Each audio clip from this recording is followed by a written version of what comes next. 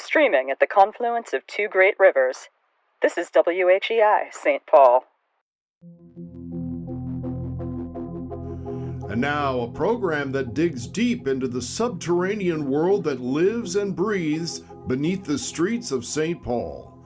This is Under the Brick, with host, tour operator Cynthia Schreiner Smith, and geologist and author Dr. Greg Brick.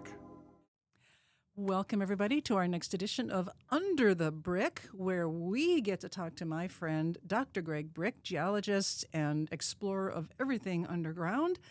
He wrote some great books, Subterranean Twin Cities, Minnesota Caves, History and Lore. I am your host, Cynthia Smith. I am the owner-operator of Sin City Tours here in St. Paul, and that is how I got to meet you, Greg. Remember that? That was many years ago. Let's not talk about that. Today, we are talking, and I am just so fascinated by this. You have around, including the sewers. So I'd like to give a little bit of a heads up to everybody. If you're eating lunch right now, you might want to put down that spoon and pick it up a little later. So let's dive into the sewer, as it were. I was reading your book, and it's a fascinating chapter. You actually kept a sewer diary, so you could keep track of which sewer you had been in and which you had not. Yes, because it's a complicated world down there, and especially under the West 7th Street area and the Fort Road labyrinth, as I call it, of sanitary sewers. You have passages branching under every street, and you need some way of keeping track where you've been. So let's start first by clarifying. There are two kinds of sewers, correct? Can you tell us about that? Yeah, so people get really hung up on their definitions and so on, but the exploring community per se, that they like to talk about the drains and the sewers, but drains being the tunnels that are used for stormwater, and then the sewers having the more specialized meaning of a sanitary sewer or one that carries raw sewage. And I guess that's what we're talking about today, the ones that largely here are the ones that carry raw sewage, which is a whole different beast. It is. And I didn't realize until I read your book that in St. Paul, the storm sewers and the sanitary sewers are completely separate systems for the most part. It wasn't always that way, but it is today. So they're not connected, correct? They're not supposed to be connected. Back in the early days of St. Paul, in fact, in the early days of any city in the United States or the world, to have a sewer system at all was, is like an extravagance almost, so if what we call raw sewage today would go in there and then be swept out to the river. In fact, that was a design feature because it was designed to catch rainfall also. So the raw sewage would build up in there, and then when there's a rainfall, it'd help flush it out into the river. But as time went on and we became more conscious about the environment, thank goodness, a distinction was made between the sewers that would, just take take the rainfall right out to the river, supposedly clean, as against those that would requires treatment, and it would go to an actual sewage treatment plant. Yes, and St. Paul has their treatment plant on Pig's Eye Island, the Pig's Eye treatment plant, which opened in 1938. I actually got to tour that sewage treatment plant once when I was a kid. It was amazing. And having toured the treatment plant, I have just a little idea of the sights and sounds and smells you got going through a sewer. Now, I know that when you explore underground, it's always best to have a buddy with you for safety. But you did not always have somebody with you when you were in the sewers. That's correct. I mean, it's good caving practice to go with several people, so that if someone is injured, they can be rescued, and you have one person to stay with that person and another person to go get help. So why did you do sewers alone? Well, it was either that or I didn't get to see them at all, so I had to. That's why I was forced to. I asked people, and So nobody wanted to go with you? no, I had I had a certain small circle of caving buddies back in the day, and they do like one or two of them trips with you if there was a clearly defined goal, like checking out a cave at the end of the sewer or something, and that's actually the case. Some of these sanitary sewers end up at caves, at brewery caves and so on. So they're fairly interested in doing that kind of thing.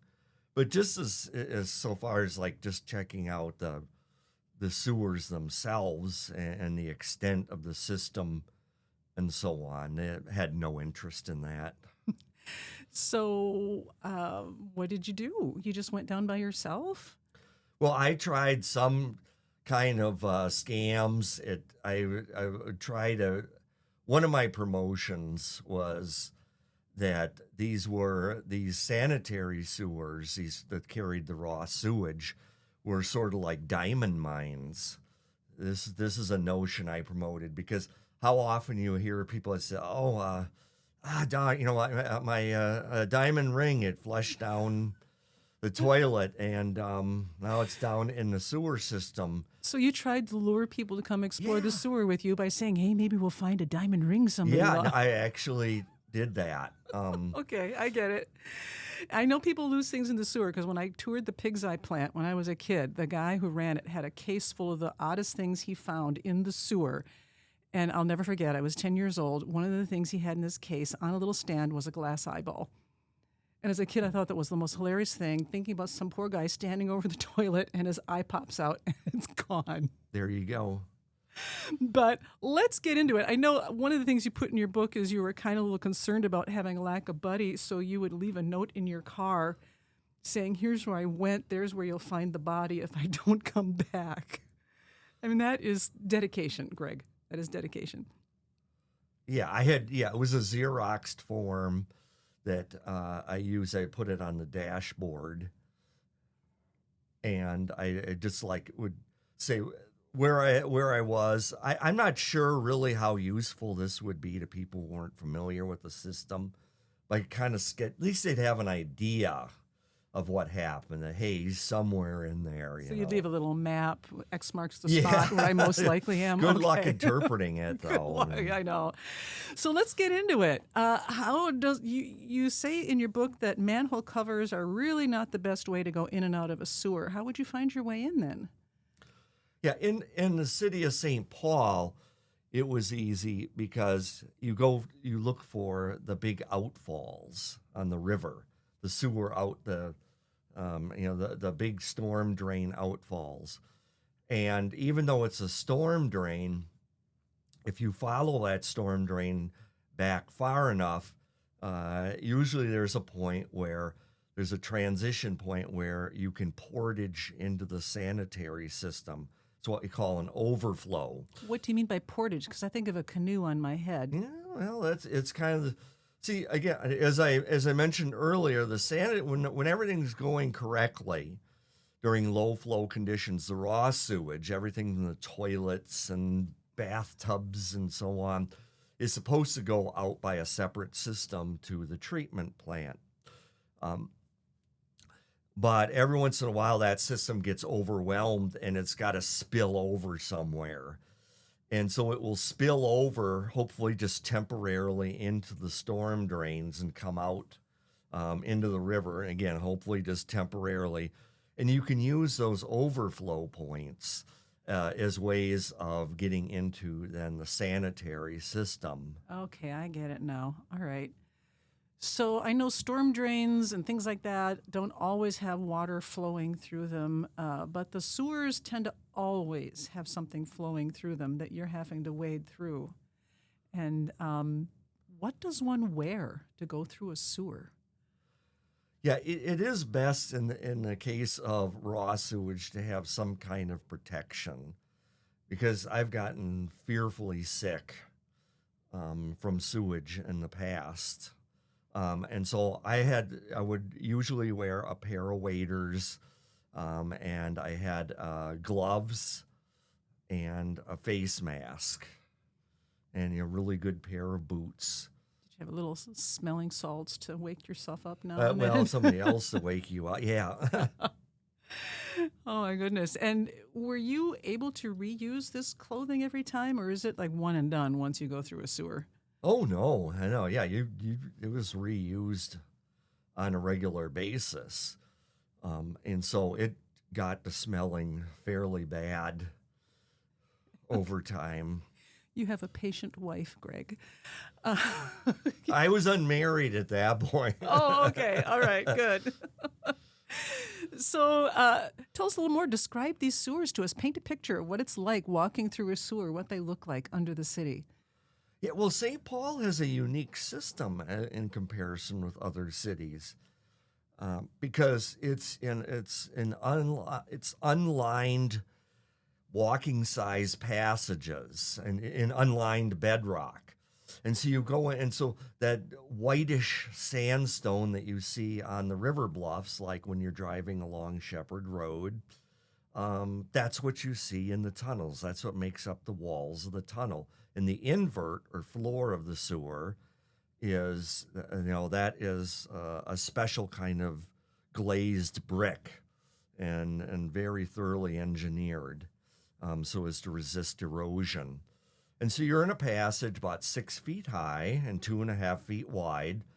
And these were carved by human labor in the late 1800s at the rate of 10 feet per day. So people would went in with pickaxes and carve these tunnels out.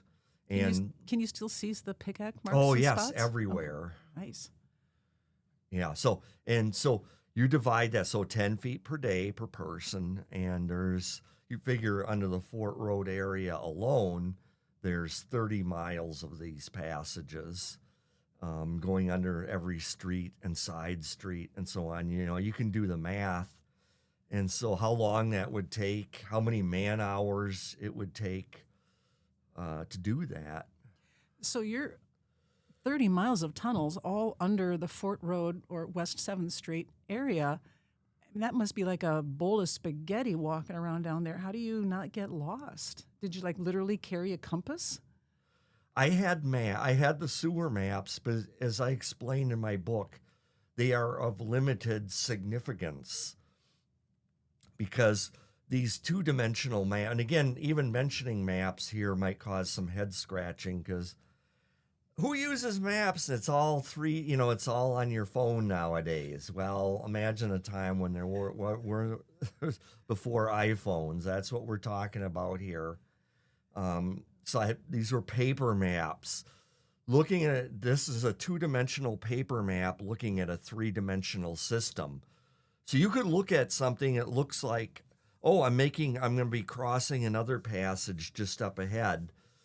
And you don't realize because you didn't read the map correctly or it's not indicated on the map that passage that you were depending on being there is actually 50 feet above or below you and there's no connection.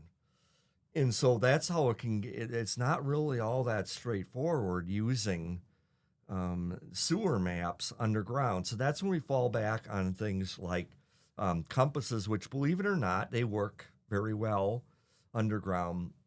But mostly under the West 7th Street neighborhood, as an example, the sewage direction was a huge help.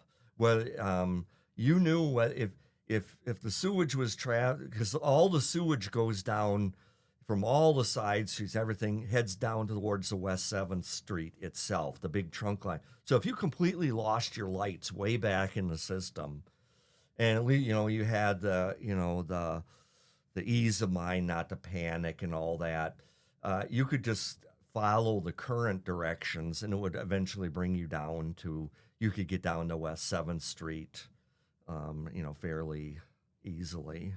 Just follow the Flushings. Yeah, and follow the walls, your hands on the walls, and follow the direction of the sewage. Okay. So and of course, I know everybody listening is imagining what is flowing through the sewer and what it smells like. But you were describing in your book that not all sewers were the same.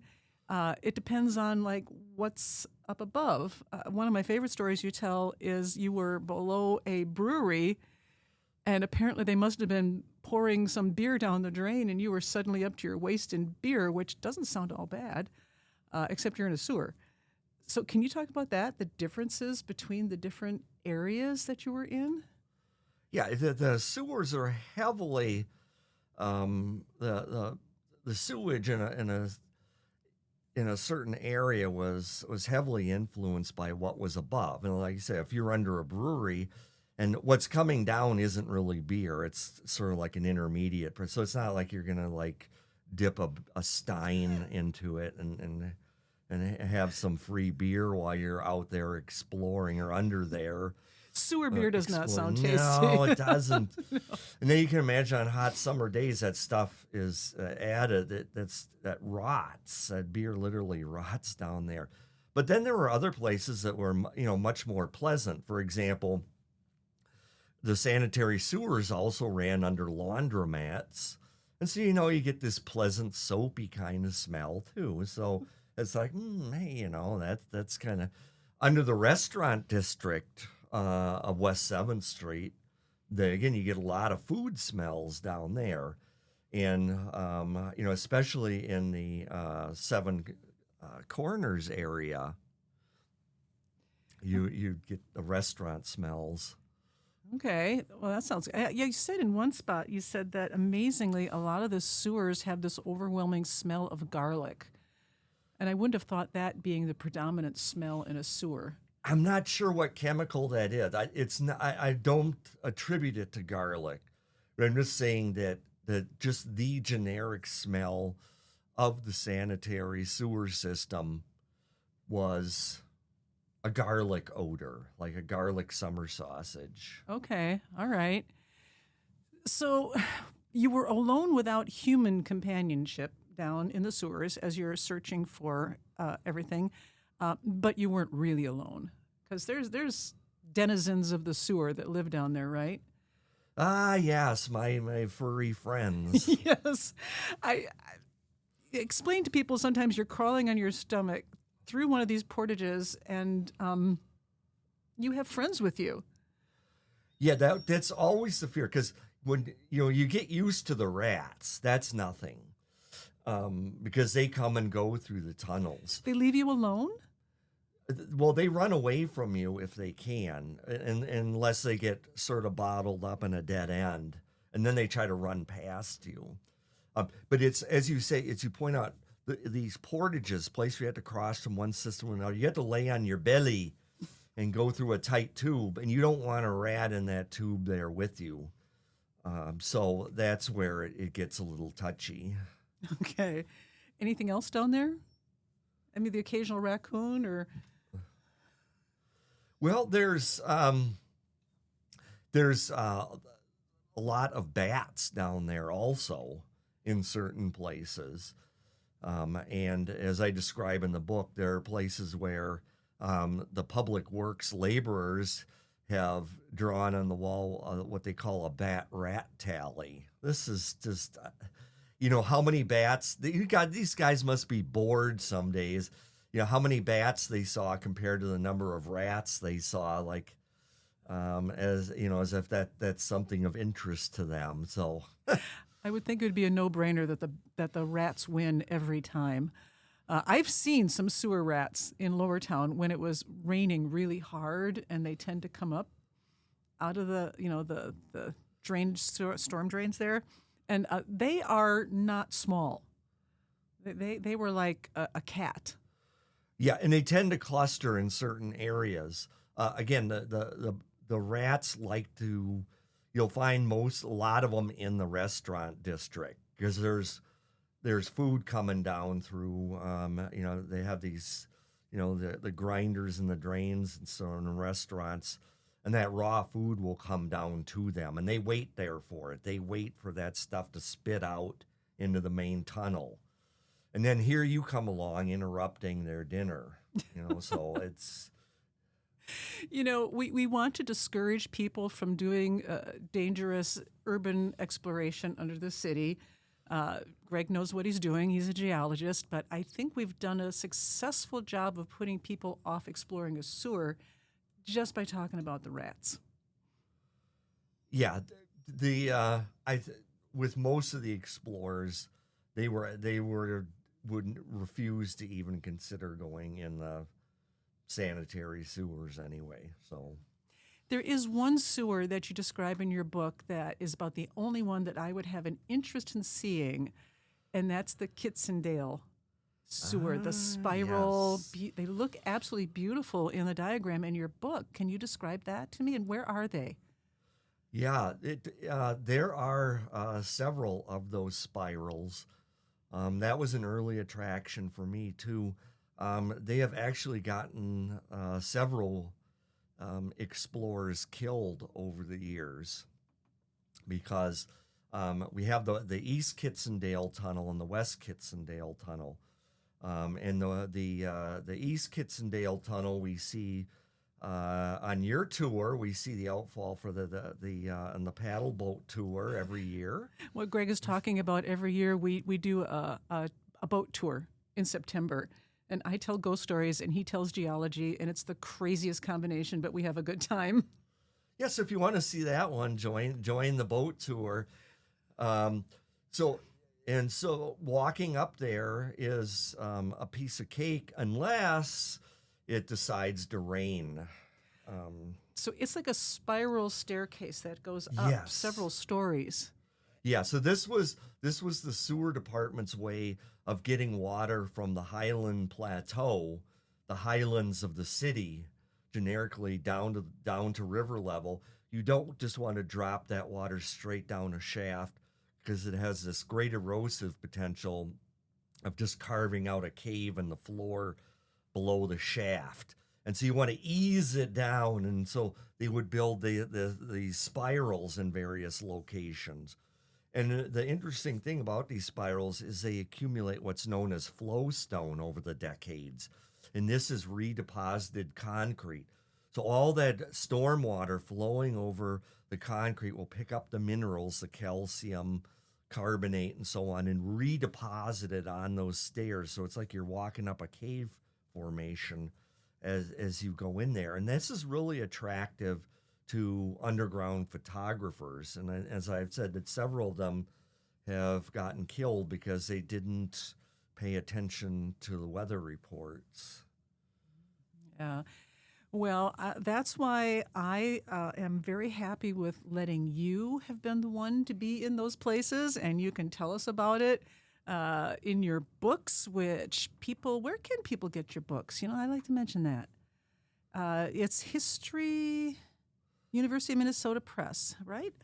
Yeah, so the U of M Press website, it's available on Amazon, of course.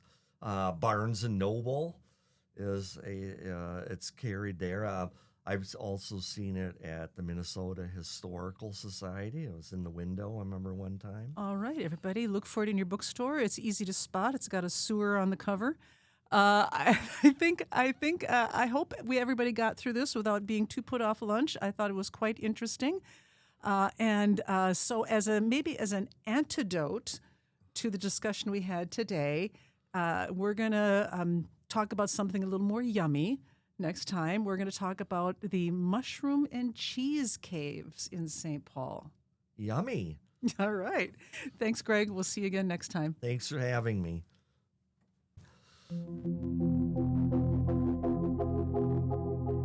You've been listening to Under the Brick, featuring the subterranean adventures of local geologist and explorer Greg Brick. Your host has been tour operator Cynthia Schreiner Smith. Tune in again next time